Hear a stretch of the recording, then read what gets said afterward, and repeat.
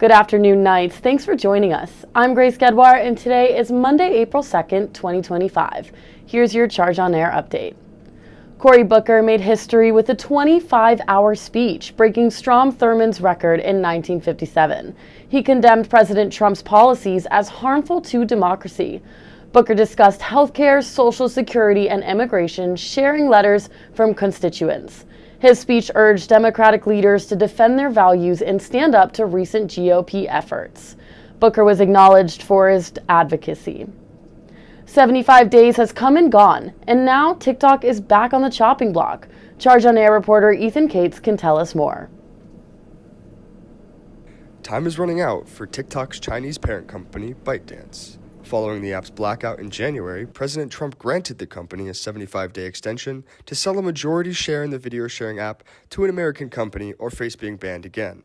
Since the extension on January 19th, plans to sell have not been publicly announced.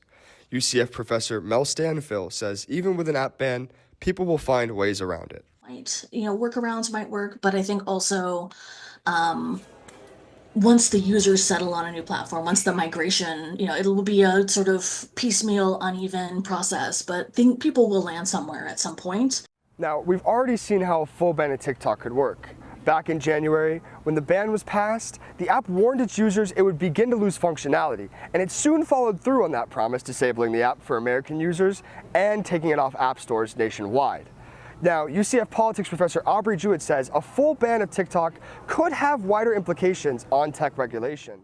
If you're going to operate in this public space, then people can say and do what they want on your platform, and you can't stop them, right? And that's basically the two counteracting arguments.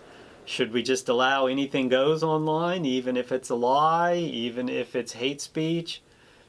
Or should it be regulated? Of course, ByteDance still has 3 more days to meet the deadline, so until then, the hands on the clock will continue to tick and talk.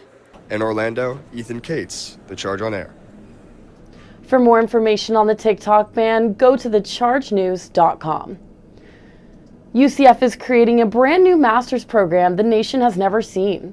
Here is Charge on Air reporter Alana Green to give us more information. UCF has created a brand new master's program that no other school in the nation has seen before. The Themed Experiences Masters of Science was created back in 2019 for design, but this new program will be the first ever to focus in producing.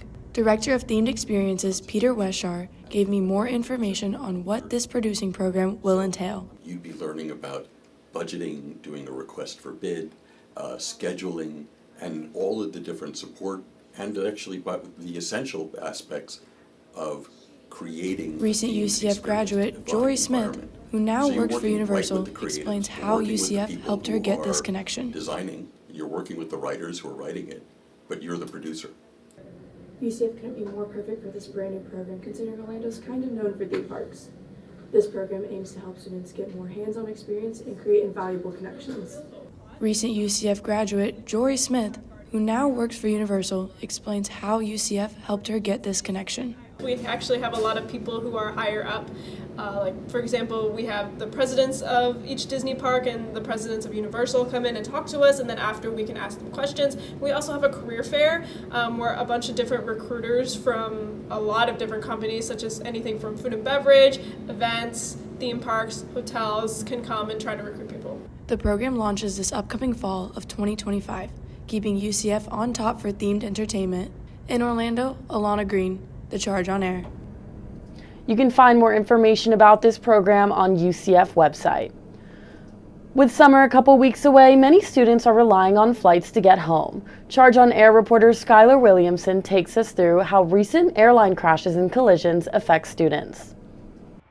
The National Transportation Safety Board reports there have been 153 aviation accidents in 2025. The NTSB says there have been 130 non-fatal and 23 fatal injuries this year. Alex McEwen, a sophomore health sciences major, says the recent plane crashes have changed her mind about flying home. There have been so many plane crashes recently, and I've been so scared to fly home. I feel like every day I hear of a new crash, and it makes me want to stay away from planes. McEwen says she will be driving home for the summer and that her and her friends are experiencing a lack of confidence in air travel. A recent survey by the National Opinion Research Center at the University of Chicago shows a drop in adults 18 and older's confidence in airline safety. The NORC poll shows that fewer people think air travel is safe compared with 2024. The poll shows that there's been an overall 7% decrease from January 2024 to February 2025.